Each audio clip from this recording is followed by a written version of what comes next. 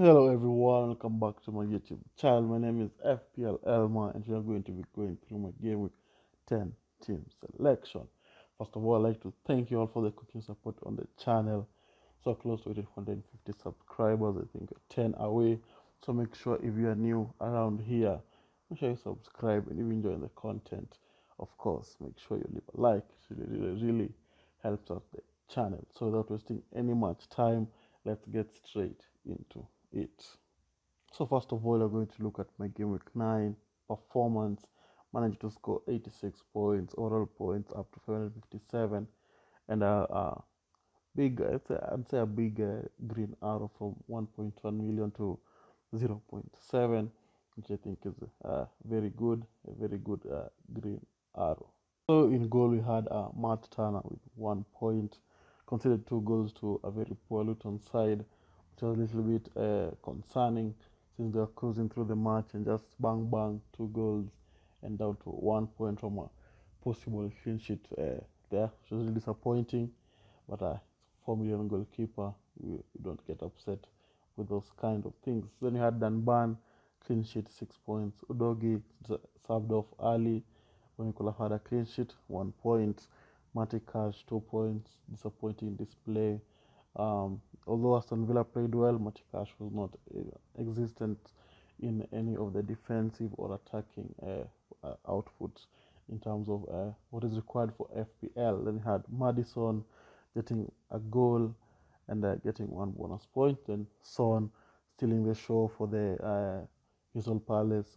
Stealing the show for the Spurs fixture with a goal, assist, and 3 bonus points. Very good performance. Diaby 2 points. Mohamed Salah 2 goals, 3 bonus points, 16 points there. I knew I should have captained him. I was 50-50 because of the early kickoff stuff and all those things that happened during early kickoff. So I had to go for Haaland instead. So another punishment there from Salah, 16 points. Then he had Gordon, who managed to score a goal. I think a bonus point there, 8 points. Watkins with a goal, assist, and 2 bonus points. Very good display. Just hope that he will go back on penalties, but doesn't look like he's going to be doing that with how Douglas Luiz has been taking those penalties really well. Then you had a Haaland goal and 2 bonus points, 16 points. Not a bad performance from him. At least good to see him back in goal scoring form. Scored also in the Champions League 2 goals, so yeah, good to see him in goal scoring form. Then the bench, Ariola 1 point, concerning that Fabianski now is back from his injury, so it'll be interesting to see whether Fabianski comes back into the team or not. Then he had Archer 2 points, Taylor 1 point, and Mitchell after conceding 4 to Newcastle -1. So that was the team for game week 9. Strong performance. That hope that for game week 10 can be able to maintain that. So now let's look at game week 10. So for game week 10, since I have 2 transfers, I think I'll be forced to be able to do 1 transfer at the moment, and that transfer will be Mitchell to Sofal.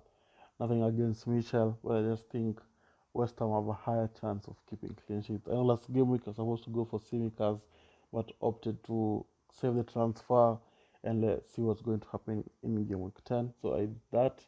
I have 2 transfers, and I think I'm going to be going for Sofal once he's I know he's been flagged on the FPL site, so it's something to watch out for. Udogi has also been flagged, so that's another concern, something to watch out for before making the transfer, or for you guys before making your transfers. But for now, I think this is the transfer I'm going to be doing.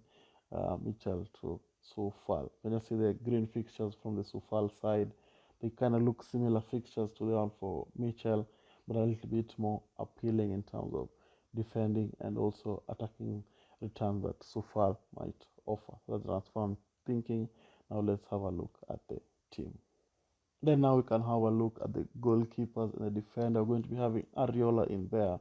As I've mentioned earlier on, Fabianski is back. Ariola played in the Europa League, the Conference League. Ariola played, so it's interesting to see what happens in the coming game weeks if Fabianski is going to be having a sniff here and there and maybe walk his way back into the team. Very interesting to see what David Moyes has in store for us. But for now, I've gone for Ariola. Then you have Cash against Luton. Surely I'd expect a clean sheet in that fixture. Uh, Aston Villa have been playing good at home, just missing that clean sheet aspect to their game. But I hope that against Luton, can be able to keep a clean sheet and as well get an attacking return added to the clean sheet in there. Then you have Udogi against Crystal Palace. They play on Friday. He was subbed off early because of a muscle injury that he had. So it'll be interesting to see. We'll have to wait for the press conference to see whether he'll be in contention to start or it's Emerson Royal might start. So it might be something of doing some transfers here and there to see how to accommodate him into the team. Then he had finishing off the defense with Dan Burn against Wolves. Newcastle have been in great form. Just played against Dortmund, which they lost, but in the league they've been in great form. So we hope that they're able to keep a clean sheet. But then Dan Burn will be able to come with some attacking returns. So the defense looks solid. Let's look at the midfield. Before we move on to the midfield, I usually put annotations, whatever they're called, of shots that I usually post on YouTube as I go through each segment. So there's one for defenders, midfielders, and forwards, and there's also one for captaincies. So if you want to see all of those, make sure you click them when they appear on your screen, and they'll also be linked in the you can also go check out my channel on the shorts, or there's a playlist for them. So go and check the latest ones if you want more help in some of your picks. So the midfield, you're going to be having Gordon against Wolves. He had a good game against Dortmund, although they lost. He played really, really well. So I hope that he can be able to carry that form into the Wolves game and be able to come with some attacking returns as they did in game week 9. Then you have Madison and Son, just the same as game week 9. Just come out, have a strong performance, goals, assists, and just make us happy and go home. Then you have Diaby against Luton. I was a little bit surprised because he was subbed off, and then Leon Bailey, who came on, managed to score. Leon Bailey also scored in the Europa League, so something to watch out for there. Maybe Diaby might be going to the bench, but I think they spent big money on him, and he has to start those kind of games against Luton and expect a goal. If he doesn't score, I think it will be time to leave the team and to go for other good, and I know they're going to be better and good options out there. So I think this is going to be his last game. If he doesn't perform, I think it's time to leave the team and look for other people. Then you have Mo Salah completing the midfield. He's in great form, playing Nottingham Forest, who just conceded 2 goals to Luton. So only God knows what Liverpool are going to do to Nottingham Forest. Will be very interesting to see, and that's been the conundrum of the captaincy picks for this game week.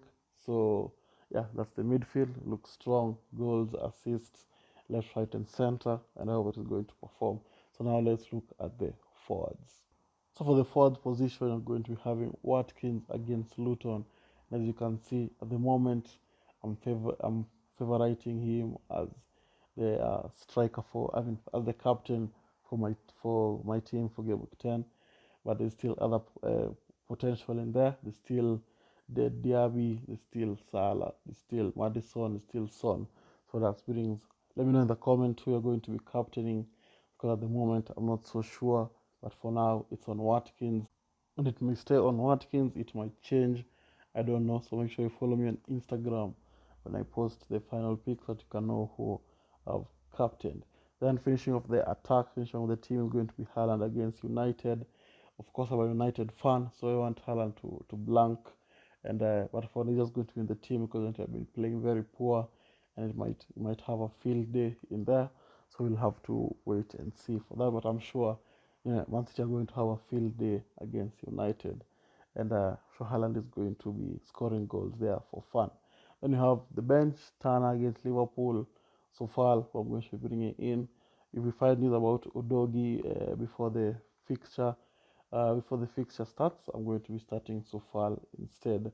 Then you have Archer and Taylor completing the team on the bench there. That's the team for game week 10, so they can be able to perform at the same standard as game week 9 and give me another green arrow as you aim for that top 100k finish. So hope you've enjoyed the video, and with that, I'd like to thank you all guys for watching. you have reached this far, make sure you leave a like. And with that, I'd like to thank you guys for watching, and I'll see you all guys later. Bye bye.